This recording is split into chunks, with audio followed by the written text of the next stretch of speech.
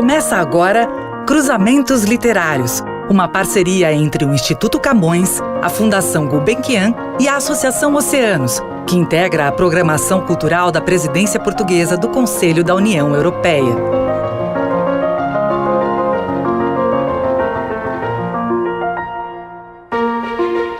Bem-vindos a mais um Cruzamentos Literários, uma parceria entre o Instituto Camões, a Fundação Gulbenkian e a Associação Oceanos. Eu sou Onjaki, escritor e um dos curadores desta série de podcasts, na qual 2 vezes por mês conversamos com um escritor de língua portuguesa para conhecer mais sobre a sua obra e o modo como pensa o mundo e a literatura. No programa de hoje, temos o prazer de receber o escritor português José Luís Peixoto, Prémio José Saramago em 2001, Prémio Cálamo em 2007, Prémio de Poesia Daniel Faria em 2008, Prémio da Sociedade Portuguesa de Autores 2013, Prémio Salerno Libro da Europa em 2013, Prémio Oceano em 2016 e também um prémio para melhor tradução no Japão em 2019 pelo livro Galveias, autor, entre outros, do livro Um Almoço de Domingo. Como sempre, no Cruzamentos Literários, contamos também com a presença de um convidado para ler trechos da obra do entrevistado.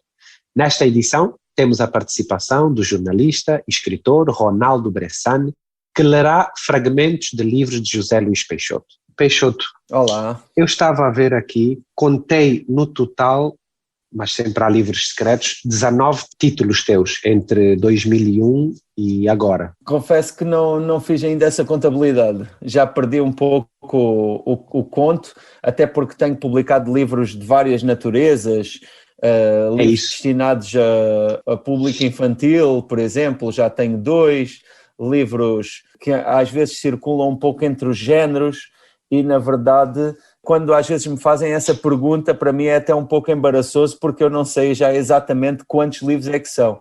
Sei que agora publiquei um romance, que é o meu 8º romance. Exatamente, o romance sim. Olha, não, mas é de propósito também, e vamos começar por aí. Tu sempre quiseste, sempre soubeste que ias escrever vários géneros, o que te apetecesse, ou não? Ou pensavas que ias ficar por um deles? Bem, eu descobri, em primeiro lugar, a poesia na minha adolescência. Até descobrir a poesia, eu nunca imaginei que escrever fosse o que fosse. Na verdade, nem me via como um grande leitor. Hoje, eu, quando olho para o que foi a minha infância, para o que foi a minha adolescência, vou-me apercebendo cada vez mais que eu afinal, até lia bastante.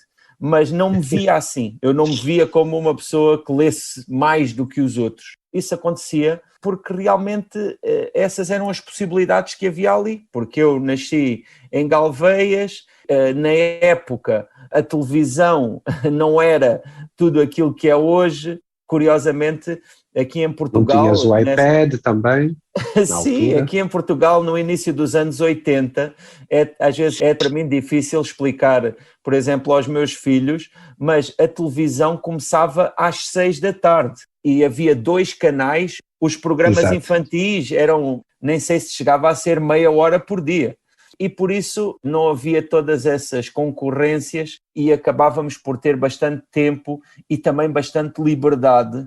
E uma das coisas que nasceu, provavelmente devido a essa disponibilidade, foi a leitura. Tenho 2 irmãs que são mais velhas do que eu, uma tem mais 13 anos do que eu, a outra tem mais 8 anos do que eu, e é claro que eu tentava acompanhá-las, apesar da diferença de idade. E foram elas responsáveis por trazer bastantes livros para casa. Ainda assim, eu sou um filho, pode-se dizer, das bibliotecas públicas e muito de uma biblioteca itinerante que chegava, era um carro que vinha uma vez por mês. O do caminhãozinho era da Gulbenkian? Ou já era outra? Era bibliotecas itinerantes da Fundação Gulbenkian. Curiosamente, o homem que dirigia esse carro e que era o bibliotecário, ele até faleceu agora recentemente, e que era o Dr. Diniz, e foi ele... Era um personagem nas vossas infâncias, não é? Uma grande personagem, na verdade, agora que ele faleceu, muitas das pessoas que foram marcadas pelas sugestões de leitura que ele fazia e pela atenção que ele tinha e pelo gosto que ele tinha pelos livros, que contagiou muita gente, pronto, foi agora muito falado, não é? Mas dizia, ele foi uma das pessoas que me chamou a atenção para a poesia. E a poesia, para mim, nessa primeira fase, eu acho que foi muito interessante porque, para lá daquela abordagem um pouco adolescente, também de encontrar ali na poesia uma forma de pensar certos sentimentos e certas comoções que a pessoa vivia naquelas idades, eu também comecei muito logo a ver a poesia como um jogo. Na altura, por exemplo, lembro-me de ter sido muito interessante para mim descobrir autores como, por exemplo, o Ernesto de Melo Castro, que fazia poesia visual e que fazia poesia que para mim era muito lúdica e que eu de certa forma também imitava e ao mesmo tempo ia jogando com as palavras. E foi assim que eu comecei pela primeira vez a escrever alguma coisa. E depois se foi desenvolvendo a partir de um suplemento de um jornal que era o Diário de Notícias, que tinha um suplemento que era o DN Jovem, e também aí havia uma certa dimensão lúdica, porque esse suplemento recebia textos de jovens que escreviam sobre diversos temas, e então às vezes eram temas que eu nunca iria escrever sobre eles naturalmente, só escrevia por estar a ser desafiado. E foi assim que, de certa maneira, eu também comecei logo a ver a escrita como um desafio, como alguma coisa que podia ter muitas formas, e eu acho que vem daí também essa minha vontade de participar em projetos de escrita, Mas o Morreste-me é anterior à Criança em Ruínas ou não? Qual é que é primeiro? Sim, o Morreste-me foi o primeiro livro que eu publiquei. Na verdade, esse livro eu publiquei-o em maio de 2000 e essa primeira edição foi uma edição de autor, foi uma edição que eu próprio fui a uma gráfica, paguei esse valor que permitia publicar 500 exemplares e depois eu próprio distribuí esse livro. Ainda nesse ano de 2000 foi publicada, e já por uma editora, o romance Nenhum Olhar. E só depois, em 2001, é que foi publicado. Depois é que saiu Criança. Mas, na verdade, muitos dos poemas que estão presentes nesse livro, A Criança em Ruínas, tinham sido escritos ao mesmo tempo que escrevia o Morreste-me. Eventualmente, assim, em termos absolutos, até deve haver lá poemas que foram escritos antes do próprio livro Morreste-me. Poema do livro A Criança em Ruínas. Na hora de pôr a mesa, éramos 5. O meu pai, a minha mãe, as minhas irmãs e eu. Depois, a minha irmã mais velha casou-se. Depois, a minha irmã mais nova casou-se. Depois, o meu pai morreu. Hoje, na hora de pôr a mesa, somos 5. Menos a minha irmã mais velha, que está na casa dela, menos a minha irmã mais nova, que está na casa dela, menos o meu pai, menos a minha mãe viúva. Cada um deles é um lugar vazio nesta mesa onde como sozinho, mas irão estar sempre aqui. Na hora de pôr a mesa, seremos sempre 5. Enquanto um de nós estiver vivo, seremos sempre 5. O primeiro livro que eu li teu foi o Morreste-me, não foi o Nenhum Olhar. Depois é que li o Nenhum Olhar e gosto muito dos dois. E muita gente com quem eu encontro lá fora, em países onde o Nenhum Olhar já foi traduzido, muita gente refere o Nenhum Olhar. Como é que foi passar, bem, para quem está em casa, o Morreste-me é uma longa deambulação, não quero também revelar muito, longa, não em páginas, mas é uma deambulação sobre uma perda. O Nenhum Olhar, como diz o Peixoto, é o primeiro romance. Como é que foi sair do Morreste-me para o Nenhum Olhar?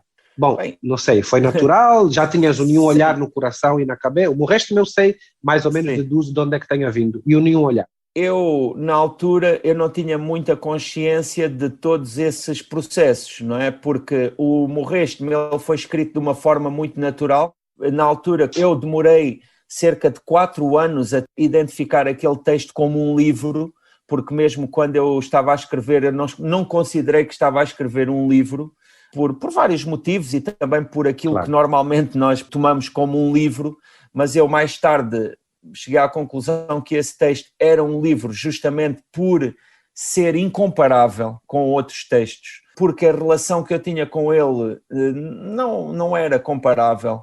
e na verdade, embora mais tarde tenha escrito outros textos com os quais tenho relações muito próximas, nenhum tem aquela ligação tão pura a um elemento tão pessoal. Como é que tu chegaste a isso? Essa é a minha dúvida também. Como é que chegaste a isso? Não é porque não ao morreste, mas como é que chegaste à decisão de que uma coisa que era tão íntima era também literária e poderia ser pública? Que é um texto extremamente íntimo e pessoal. Sim. Na verdade, logo quando eu estava a escrever o Morreste-me, apesar de eu estar tão próximo daquela situação, que é a morte do pai, eu já tinha muito uma consciência de trabalho literário. E nesse aspecto há ali acho que há ali vários elementos que são muito concretos e que demonstram isso, como por exemplo um caso muito prosaico, que é por exemplo, eu, como disse, tenho 2 irmãs, mas no Morreste-me, o narrador, ele só tem uma irmã.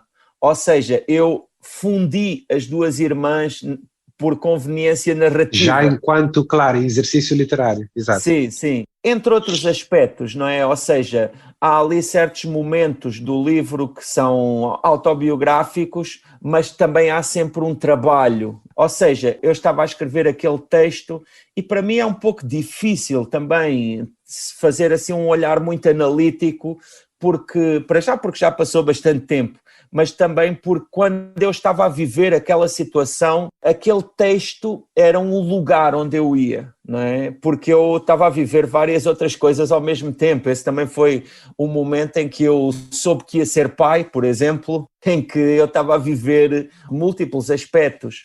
Há até uma outra questão autobiográfica que é curiosa e que também acho que é muito reveladora, que foi no ano de 2006, eu publiquei um romance que se chama Cemitério de Pianos, e esse romance também tem muita ligação com a questão da morte do meu pai, tanto que o primeiro capítulo desse romance, ele descreve o último dia de vida do meu pai. E uma das coisas marcantes no último dia de vida do meu pai é que o meu pai morreu 1 hora depois de ter nascido a minha sobrinha, a neta dele. E isso está descrito no romance Cemitério de Pianos. Mas eu ignorei isso no texto Morreste-me, porque esse texto Morreste-me é sobre o luto exclusivamente. Essa circunstância que é tão grandiosa e é tão... Eu não tinha como escrever sobre ela naquele momento. Eu nem conseguia. Sim, ali é uma relação umbilical, não é? De ti para o pai, sim. Então não cabe um monte de ramificações. Voltando àquela outra questão que tinhas levantado e que eu depois não falei, acerca do Morreste-me, da passagem do Morreste-me para o Nenhum Olhar. Para o Nenhum Olhar. Eu confesso que na época, quando coloquei para a mim próprio essa proposta de escrever o Nenhum Olhar, eu não tinha a certeza de ser capaz de escrever um romance.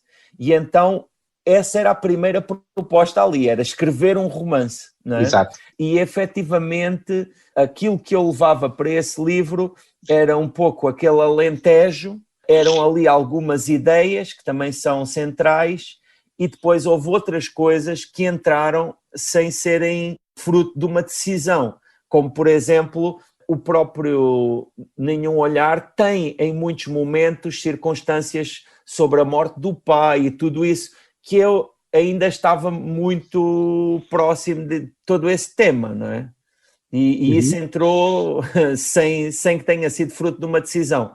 Mas para mim o Nenhum Olhar nasce dessa grande proposta, tentar escrever um romance. E foi assim que eu fui escrevendo. E correu bem, não é? Foi abrindo muitos caminhos. Não, esse livro mudou a minha vida, até ao nível prático, não é? Porque... Sim, a dada altura diz ali na tua biografia, tu dizes, passei a escrever profissionalmente, não é? A partir daí tu decides que, ou não, tem a ver com esse livro também? Tem sobretudo que ver com o prémio José Saramago, porque eu era professor do ensino secundário, tinha dado aulas em vários lugares, dei aulas até em Cabo Verde e em vários pontos de Portugal, e depois, quando eu voltei de Cabo Verde, que eu comecei a tentar encontrar formas de publicar os textos que eu já tinha, porque eu quando voltei de Cabo Verde, que foi em 99, eu já tinha o livro Morreste-me escrito e já tinha o Nenhum Olhar também terminado. E comecei aí a tentar encontrar formas de publicar. Na verdade, aqui em Portugal era, já nessa época e agora ainda mais, bastante precário viver como professor. É curioso porque normalmente as pessoas consideram que é precário viver como escritor, mas viver Exato. como professor também é bastante precário aqui. E na época, quando ganhei esse prémio Saramago, que para mim foi uma grande surpresa, porque era o meu primeiro romance, porque, pronto, por vários motivos, eu pensei em aproveitar essa oportunidade e até aquele balão de oxigênio económico. Exato, financeiro. para Exato. justamente começar a tentar viver da escrita. Eu, na altura, já tinha várias colaborações na imprensa.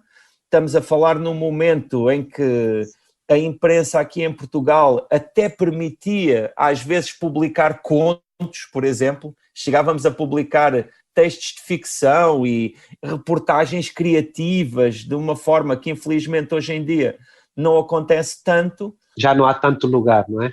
Não, hoje em dia parece que há menos, arrisca-se menos, e também há um outro aspecto, até muito prático, que é quando nós olhamos para o que eram as tiragens dos jornais em papel nessa época e para os números das tiragens hoje, são muito diferentes. Na época vendia-se bastante mais jornais em papel e isso também dava um certo desafogo a toda aquela área e também vivíamos um momento em que Portugal vinha a sair dos anos 90, que foi um tempo de euforia económica e patriótica aqui, e havia esse otimismo, não é? E olha, se calhar também contagiado por esse otimismo, decidi começar a viver da escrita. Já vamos fazer a ponte por causa da casa, da escuridão e do antídoto depois com os Municipal. Eu ia dizer o Alentejo, claro, como pano de fundo afetivo, mas também pano de fundo das tuas obras. Há uma ponte entre o Nenhum Olhar e o Galveias, ou não necessariamente? Uma ponte larga, obviamente, uma mas larga, como é que parece uma revisitação, não é? Por outro prisma, mas... Pronto, esses livros têm até um pouco mais de 15 anos a separar. Sim, a escrita eu queria te perguntar isso. Como é que surge o Galveias? E se tiveste dúvidas em relação ao título? Porque Galveias, por exemplo, no Japão, o livro foi premiado, mas, digamos, e tudo bem, mas como é que foi a tua decisão de chamar ao livro Galveias? Sim. Bem, para já há esse aspecto que é um aspecto fundamental, que é, enquanto que o romance Nenhum Olhar é um romance de uma certa abstração e um romance um pouco mitológico, em que o espaço onde acontece nunca está definido, o tempo em que acontece também não está definido, as personagens têm nomes também simbólicos. Em Galveias, no romance Galveias, tudo é concreto. O título é Galveias. Mais realista.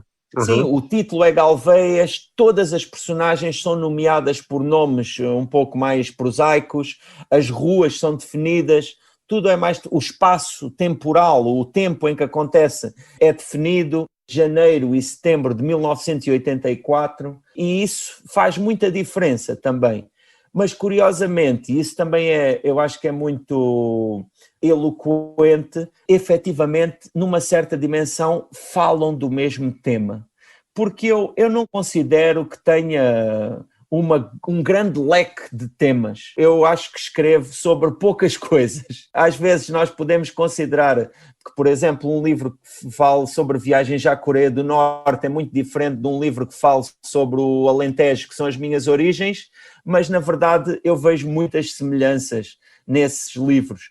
Eu vou tentando às vezes alargar o espectro dos meus temas possíveis, mas ainda assim eu considero que não tenho assim não é infinito o número de coisas acerca das quais eu posso escrever. E isso para mim também não acho isso negativo, porque nestas coisas há aquela ideia que acredito que já tenhas ouvido, que é aquela ideia que diz que os especialistas são pessoas que que sabem cada vez mais sobre cada vez menos, até saberem tudo sobre nada, não é? E eu acho que é um pouco também isso que me vai acontecendo. Eu vou esmiuçando cada vez mais certos temas, que são os meus temas. O que é que tu vês em comum? Eu vejo pessoas, viagens, sentimentos, sim. O que mais tu vês em comum, não é? Como é que, de facto, como tu disseste, como é que se vai de dentro do segredo, que é o da Coreia, agora a autobiografia ou o almoço de domingo, embora já lá iremos, o almoço de domingo também tem características específicas, mas como é que se vai de um ao outro? É isso que estás a dizer, é o mesmo autor? Sim. Quando nós olhamos assim, a posteriori, nós depois conseguimos fazer certas leituras e eu sinto que talvez aqui haja esta situação do próximo e do remoto, do eu e os outros, não é? Que são, no fundo, duas faces da mesma moeda, porque quando estás a escrever sobre aqueles lugares que são mais próximos, também o fazes em contraste com tudo o resto. E quando estás a escrever sobre aquilo que é o mais distante, também o contrapões àquilo que é mais familiar. E o mesmo acontece, quando estás a escrever sobre os outros, estás a escrever sobre ti, e quando estás a escrever sobre ti, estás a escrever sobre os outros. E é um pouco por aí que eu vejo estes temas, eu vejo-os um pouco por esta reflexão sobre a identidade, por exemplo, a questão do tempo também, não é? Seja sob o ponto de vista das idades, seja sob o ponto de vista da avaliação do tempo que estamos a viver, sob um ponto de vista histórico. No fundo, há sempre esta questão da identidade. A identidade, o texto como um espelho, não é? O texto como um espelho que, mesmo que seja sobre um aspecto muito concreto, como, por exemplo, Galveias, que os outros possam ler e comparar com São Paulo, que é completamente antagónico de Galveias, mas que, por ser antagónico, é comparável. Ou sobre Luanda, não é? Que também é uma realidade muito diferente, mas às vezes eu sinto, quanto mais concreto, mais universal. Qual é o feedback que tiveste, por exemplo, no Brasil e no Japão? É diferente, sim. Não é? Tiveste é muito feedback diferente, também não é? desses lugares? Pronto, no Brasil acabo por ter mais feedback, porque fui mais vezes ao Brasil, embora também tenha ido ao Japão, falamos a mesma língua, acabo por haver mais comunicação. Ainda assim, um aspecto curioso que acontece em relação a este livro Galveias, no Brasil, no Japão e noutros lugares, tem que ver com esta ideia de lugares que são fora do centro, digamos assim. Aqui no Brasil há este termo que nós não utilizamos tanto em Portugal, que é interiorano, e que na verdade é um conceito que existe em todo o mundo, em todos os lugares do mundo. Existe essa ideia do centro e de fora do centro, da periferia, de certo modo, do lugar que é rural e que tem, e que se sente um pouco distante desses centros urbanos. E é um pouco assim. Então, no caso do Brasil, isso é bastante extremo, porque o Brasil é um país enorme e muito centralista, não é? Não só enquanto país, mas até os próprios estados são também muito centralizados. Qual é o lugar dessas colaborações? Aqui eu me lembro especificamente, pelo menos em 2 momentos, tu colaboraste com os Moonspell. O que é que veio primeiro? Veio o teu universo, veio o universo deles, foi em conjunto? Como é que foi essa aproximação? Deduzo que tu já os ouvias e que tu gostas de música rock ou gótica também. Sim. Como é que foi essa aproximação? Eu gosto muito dos Moonspell e acho muito interessante essa aproximação. Sim, bem, eu ouço música assim pesada do âmbito do metal, não é? Desde dos inícios da minha adolescência. Isso até foi também muito importante para mim, num lugar rural e pequeno como aquele, ter essas preferências musicais, porque também me colocavam ali um pouco à parte naquele contexto, e isso também acabou por me levar até para este mundo das artes e tudo isso.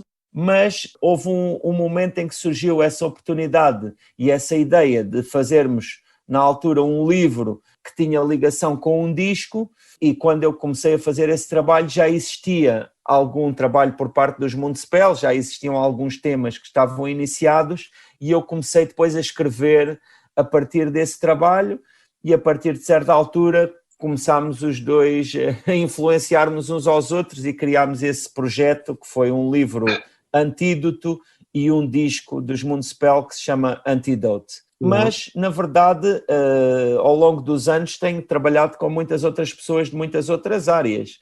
Até pouco depois fiz com um coreógrafo aqui português, que é o Rui Lopes Graça, fizemos um espetáculo de dança chamado justamente Antídoto, que foi mais um trabalho à volta desse universo e que era um trabalho de dança, mas para o qual eu contribuí com alguns textos que influenciaram o coreógrafo e também os bailarinos. Já fiz outros trabalhos com artistas plásticos, com várias pessoas. Com o facto de estarmos próximos de outras pessoas, tem a ver também com a própria forma como nos relacionamos com essas pessoas, como tudo isso faz sentido no mundo em que vivemos. Porque, efetivamente, este é um mundo em que esses cruzamentos quase que se impõem, não é? E, no fundo, são também, por um lado, uma oportunidade de trabalhar com os outros, de aprender com eles e até de ultrapassarmos esta solidão inerente da escrita e partilhá-la com alguém, mas eu acho que também faz sentido na forma como hoje as próprias artes se apresentam. Elas tentam ultrapassar essas fronteiras de género e tentam... Nós olhamos até a um nível prático para aquilo que é a internet e para aquilo que é, não é, estes desenvolvimentos da tecnologia e vemos como as fronteiras são ultrapassadas. Se tocam, não é? Cruzam. Neste trabalho, no teu trabalho almoço de domingo, digamos, o que é que tu consideras? Que há uma colaboração, que é uma coisa tua, não é? Como é que tu o vês? Eu considero que é um trabalho meu, sou muito direto nisso, porque... Não, o trabalho é teu, claro, é só para falarmos de uma coisa que pode ficar no nível, não é? Entre a ficção e a biografia, que de resto existe, que é, há N maneiras de se falar sobre a mesma pessoa, não é? Sim, Foi diferente para ti? E vamos ver, e existe aí também uma aproximação híbrida, não é? De cruzamento, tal como acontece nas colaborações que estávamos a falar, na medida em que existe uma certa ambiguidade, existe um certo cruzamento de fronteiras que nem sempre é completamente definido. E neste caso, este é um livro que tem aqui como, digamos, fundo e como matéria a memória de uma pessoa, e eu trabalhei com essa pessoa, eu falei com ela, eu acedi a essas memórias, e aqui mais uma vez há essa questão do eu e do outro. Posso dizer que de alguma forma esta dimensão ela chegou de uma forma um pouco casual à minha escrita, e foi justamente em 2006. Em 2006 eu estava a escrever esse romance que se chama Cemitério de Pianos. De pianos. E que tem todos esses elementos autobiográficos, mas na época eu lembrei-me de uma figura que se chama Francisco Lázaro e que é um corredor de maratonas português e que, por vários motivos, encaixava perfeitamente na metáfora que eu queria construir. Por um lado, a ideia da vida como uma maratona, depois o facto de ele se chamar Lázaro, que é a figura da Bíblia que ressuscita, etc. Tinha várias coisas que eram espetaculares. Estava pronto para a personagem. Sim, já para não falar que eu próprio também fiz muito atletismo durante a minha infância e adolescência. O Lázaro era carpinteiro como o meu pai. Pronto, havia muitas ligações. E para mim foi muito interessante, nesse romance, pela primeira vez, ir a documentar-me sobre essa figura, conhecer a vida dele e incorporá-lo num mundo que era completamente ficcional. Eu, na época, não estava tão preparado para fazer esse trabalho e então caí logo em algumas armadilhas. Primeira armadilha foi a da investigação.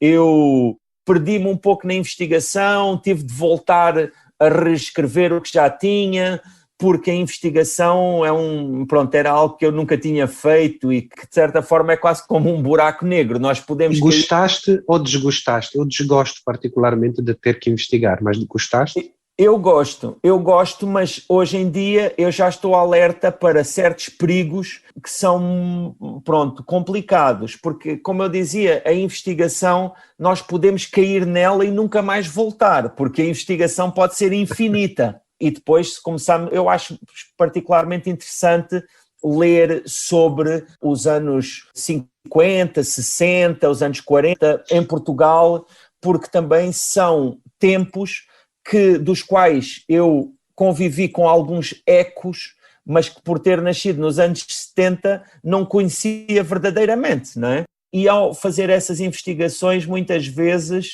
encontro sentido em certas coisas que eu desconhecia, não é?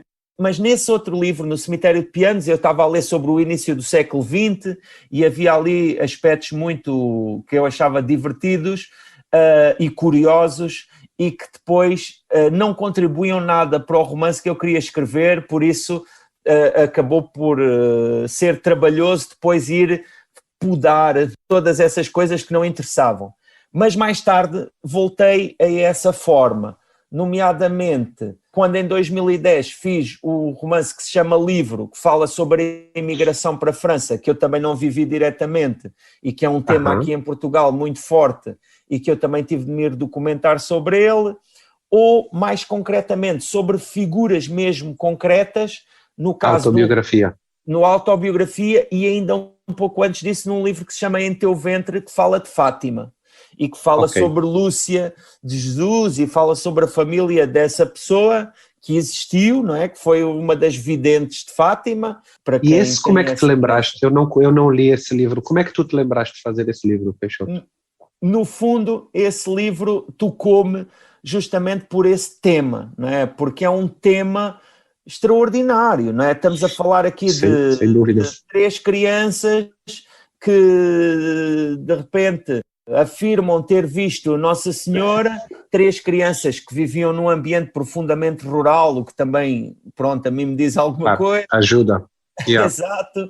Viveram um momento completamente inédito e que tem marcas enormes ao longo de todo o século XX português, porque essa é uma situação que marca não só sob o ponto de vista religioso, mas até sob o ponto de vista político, e que ainda hoje é muito marcante. Aqui o culto de Nossa Senhora de Fátima... E em toda a Europa, quiçá o mundo, não é? Há pessoas que vêm do Brasil e vêm da Argentina para visitar Fátima. Em anos normais, o dia 13 de maio junta cerca de meio milhão de pessoas em Fátima, pelo menos.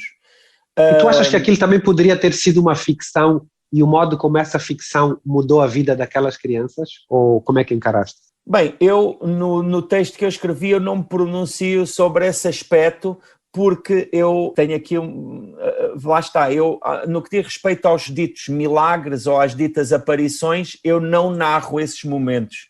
Eu só escrevo sobre os outros momentos que são históricos. Na verdade, eu faço uma coisa, que é, eu faço a narração toda até ao preciso momento, depois ele o corta e quando volta é logo a seguir. Ou seja, eu ostensivamente ignoro esses momentos. Mas os outros aspectos, eles são históricos e toda a gente está de acordo que aconteceram, que existiram aquelas crianças e que estiveram ali aquelas pessoas, não é? Sim, a vida deles, não é? O resto. Exato, e é um pouco mais a isso que eu me dedico, sendo que as próprias aparições eu deixo para a fé de cada um faça a sua análise. Mas estiveste lá nessa altura? Estiveste lá sentado um bocadinho a absorver aquelas ambiências? Sentias-te bem? E estive na Casa das Crianças, que também é um lugar que pode ser visitado, e estive naqueles campos, e logo aí, por exemplo, sob o ponto de vista da escrita, todos os elementos, até, por exemplo, coisas como as culturas que os pais deles faziam nas hortas, são factuais. Isso dá-me um certo prazer. E foi aí que eu comecei a trabalhar esse aspecto histórico, que depois desenvolvi bastante no livro Autobiografia, com a presença do Saramago, embora, no caso de Saramago, chega a haver, por exemplo, elementos que são do âmbito do realismo mágico, o que eu acho que é interessante, não é? Porque também coloca em contraste esta dimensão da realidade e irrealidade. E agora, neste livro Almoço de Domingo, isso é levado a um certo extremo, pelo menos no meu trabalho, né? Há outros autores que já fizeram propostas até mais ambiciosas a esse nível, mas no meu caso é o mais longe que eu chego por ter esta personagem a falar comigo, por ter a perspectiva dele e por ter a oportunidade de colocar os detalhes que me foram contados por ele dentro das suas lembranças. E vamos sentindo duas vozes, não é? Vão-se sentindo essas vozes narrativas. Sim, aqui para mim, vamos ver, é curiosa este aspecto da relação com a história e por isso é que também há este contraste entre biografia e romance, na medida em que há aqui opções que são claramente do âmbito da ficção. À partida, escolher a perspectiva deste homem. Ou seja, ela não é a única perspectiva possível. Eu poderia ter ido procurar outras fontes. Eu poderia, inclusivamente, fazer um exercício de imaginar aquelas mesmas histórias vistas por outros olhos. Isto tem que ver com o facto da própria memória ser uma ficção, não é? A memória de cada um de nós também por muito que nos custe, distorce, é uma distorção, claro, não é? Claro. Não é uma máquina. Trecho do romance Almoço de Domingo. Lembrou-se da mãe, a existência da mãe no mundo, quando podia estar num lugar sem ela, mas a saber que ela existia. 90 anos. O Sr. Rui era um filho de 90 anos. Impressionava-se com esta constatação. Surpreendia-se e sabia que aos poucos perderia esse espanto. No entanto, esse esforço seria inglório. Não valia a pena habituar-se a ter 90 anos, porque não vale a pena ganhar-se hábito por nenhuma idade. Lembrou-se da mãe. Lembrou-se das festas do povo, Campo Maior como uma menina vaidosa, enfeitada, Campo Maior inocente. Talvez tenha sido a lembrança da mãe, essa falta definitiva. Ou talvez tenha sido a lembrança tão clara de ser outra pessoa. Uma dessas memórias despertou-lhe um aperto, a pena de tudo que nunca mais se repetirá, e precisou de proteger-se desse peso. Aos poucos, voltou ao quarto, ao dia do aniversário, aos 90 anos. Não podia abandonar as lembranças, constituíam-no, mas precisava de proteger-se delas. Sim, chegavam sons do andar de baixo, as empregadas como extensões da mulher, extensões de tudo que ela faria se pudesse, como fazia antes. Alice, os planos, a mulher iria por fim assistir às imagens que tinha concebido para aquele dia. Por isso, a preparação de talheres, pratos, copos, transporte de cadeiras para a enorme mesa do almoço. Não se lembrava da última vez em que tinha saído tão tarde da cama. Horas antes, escutou todos os detalhes da mulher a levantar-se. Quando a madrugada ainda era funda, começou por distinguir-lhe a vontade e, pouco depois, o primeiro movimento. Então, todos os movimentos, a tentativa pouco hábil de existir em silêncio. Por amizade, o Sr. Rui não alterou a respiração, não tocou na imobilidade do corpo e do rosto, como se estivesse a dormir, disposto a dar e a receber.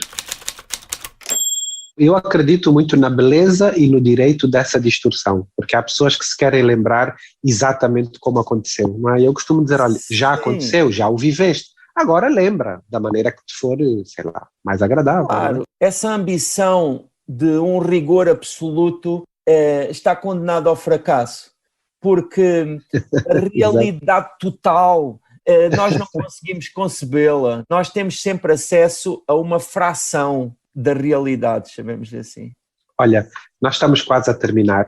Eu queria fazer aqui uma brincadeira curta, que eu vou te dizer uma palavra e tu fazes um comentário sobre essas palavras, tá bem? A primeira é provocatória. Futebol. Quase que teria vontade de dizer Benfica, porque eu sou um adepto do Sport Lisboa e Benfica. Ainda assim o futebol para mim é um tema que me traz muitas ambiguidades, porque sinto que o futebol é o grande tema do nosso tempo de uma forma que é um pouco pobre, no sentido em que, não sei se já deste por isso, mas, por exemplo, quando as pessoas querem explicar alguma coisa, é muito comum dizerem, é como no futebol. E então, quando dão imagens do futebol, toda a gente entende. né? E diz, isso é como estar à frente da baliza e falhar.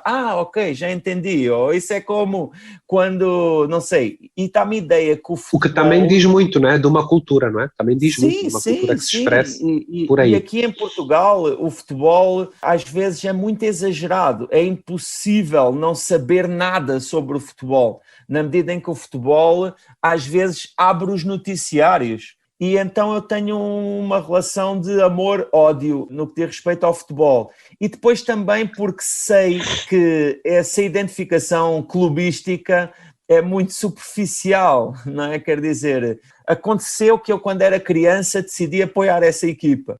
Mas não Sim, mas isso é aquela coisa histórica, pá. Aconteceu a milhões de pessoas serem do Benfica e só aconteceu a 7 gajos serem do Sporting. São circunstâncias que o mundo... Enfim, mas este ano vão ser campeões, este ano vão ser campeões e, portanto, também estão de parabéns. Oxalá. Vamos a um comentário mais rápido, está bem? Que é porque temos aqui várias palavrinhas. Portugal também é um espaço ambíguo, não é? Portugal também pode ser muitas coisas. Para mim, Portugal... Essa eu vou guardar, que tu disseste. Portugal também é um espaço ambíguo. Okay? Não, Portugal pode ser muitas coisas. Para mim, Portugal é a minha mãe. E por isso eu escolho ver Portugal pelo seu melhor. Mas também Portugal pode ser outras coisas com as quais não me identifico. Como todos os lugares, claro. Alentejo também é uma espécie de país, porque Alentejo tem uma cultura, Alentejo tem um povo, e eu antes não pensava assim, mas agora começo a sentir que a cultura do Alentejo tem especificidades que depois, inclusivamente, têm uma relevância em termos humanos no que toca aos alentejanos. Ok. No que toca ao país também? Há um contributo à relação Alentejo-país. O Alentejo é uma parte deste país e acho que em muitos aspectos condensa elementos que são fundamentais para pensar Portugal. Ok. Amor é o horizonte, é aquele absoluto que nós sabemos que existe, que procuramos, sentimos, mas não somos capazes absolutamente de capturar, não é? E ainda bem, porque assim estamos sempre a persegui-lo. A última, que não poderia ser outra, a palavra pai. Para mim é muito difícil porque é uma palavra que, de certa forma, eu sinto que tem o centro da minha vida. Para mim, não sei explicar isso, e eu acho que porque eu, em pai, eu vejo o passado, vejo essa profunda identidade ancestral e vejo também o futuro, aquilo que me transcende, não é? Por isso, pai, para mim, de certa forma, tem todas as palavras dentro, não é? Amor está lá, não é? Identidade mais profunda. Ok, era para dizeres o que te apetecesse. Chegamos assim ao final de mais um episódio do Cruzamentos Literários, um podcast realizado em parceria com o Instituto Camões, a Fundação Gulbenkian e a Associação Oceanos. Eu, Onjaki, despeço-me e convido todos a ouvirem o próximo episódio, que vai ao ar no dia 29 de abril, com a apresentação da escritora Rita Chaves, também curadora desta série de podcasts. Rita Chaves conversará com o escritor maravilhoso Milton Hatum. Será imperdível. Um abraço. Cruzamentos Literários, uma parceria entre o Instituto Camões, a Fundação Gulbenkian e a Associação Oceanos, que integra a programação cultural da Presidência Portuguesa do Conselho da União Europeia.